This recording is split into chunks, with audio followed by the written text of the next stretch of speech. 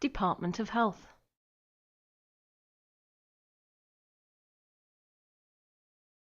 Long-term conditions delivery support team, positive outcomes for people with long-term conditions. Dr. Steve Feast. Commissioning is the basic process by which public service leaders should work, particularly as investors, trying to achieve the best possible outcomes for those people, citizens, individuals and communities that they represent.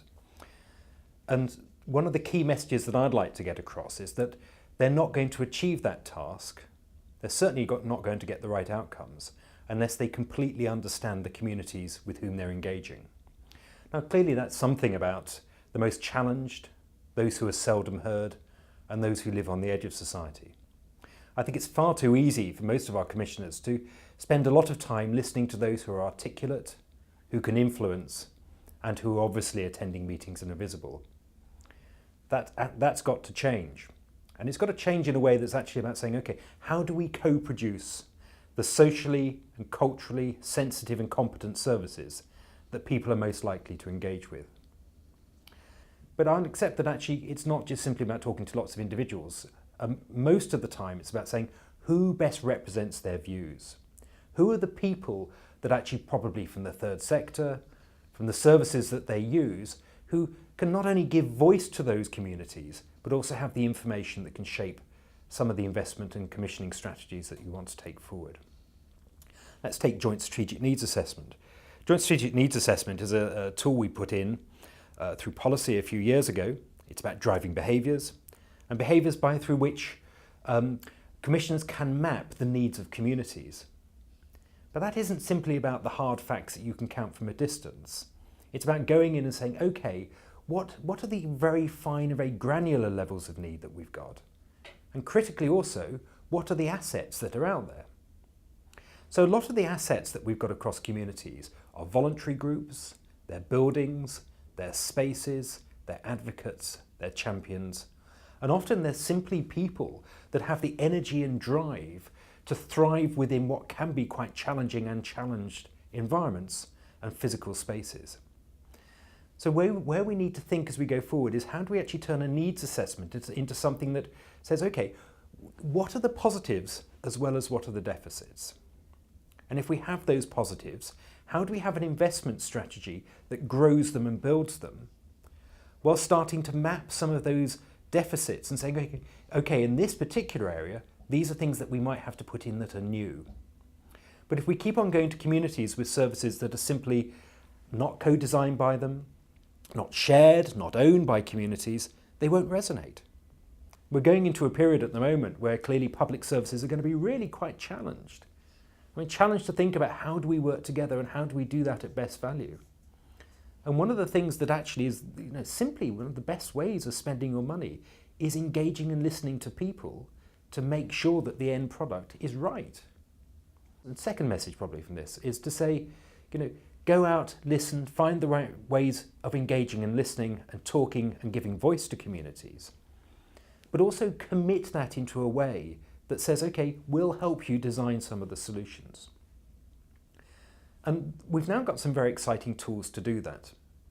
The individual budget pilots through social care have shown us that in terms of value, individual budget holders cost approximately the same amount as those whose budgets were managed by other people.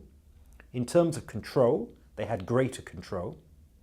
And in terms of actually the other resources that they drew in around them, that was very positive, often involving their family and relatives with whom they had greater trust and rapport, rather than an outside agency. So that's one tool. The second tool, I think, is to think through the community empowerment agenda. So again, we talked how does information come out of communities, but actually by sharing and getting into a dialogue with people, citizens and community leaders, you're empowering that community to shape how resources are used. And once we get there, we're getting into very exciting. This is participatory budgeting. This is very exciting territory.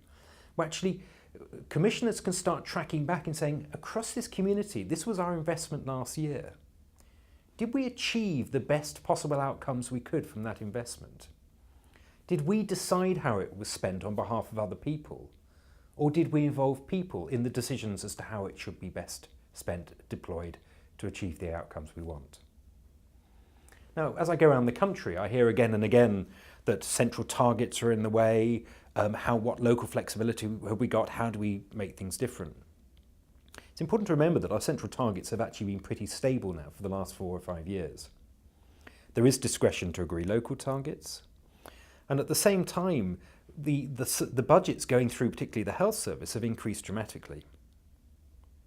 I talked about the recession a few minutes ago, and I think if we're thinking, for every pound we spend, do we simply get the same back? Fine, we could buy what we bought last year at the same value. But actually, if we said, okay, for every pound we spent, can we increase the value of that by co-producing solutions with people, co-producing solutions with community groups, by growing community capacity and capability, so we're adding something more tangible than actually the service that we purchase in itself, that same pound may buy something more. My next key message, I think, is around some of the stereotypes that we have around those who are at greatest need. I used to work as a psychiatrist some years ago, and I was deeply struck that the service in which I worked tolerated smoking as a social norm. It tolerated obesity as simply a side effect of the medication that many of the patients were taking, rather than something that we could actually do something about. It tolerated huge and high levels of alcohol abuse and very significant levels of drug abuse. And certainly none of the services I worked in had any form of exercise regime, any form of physical activity built into the day.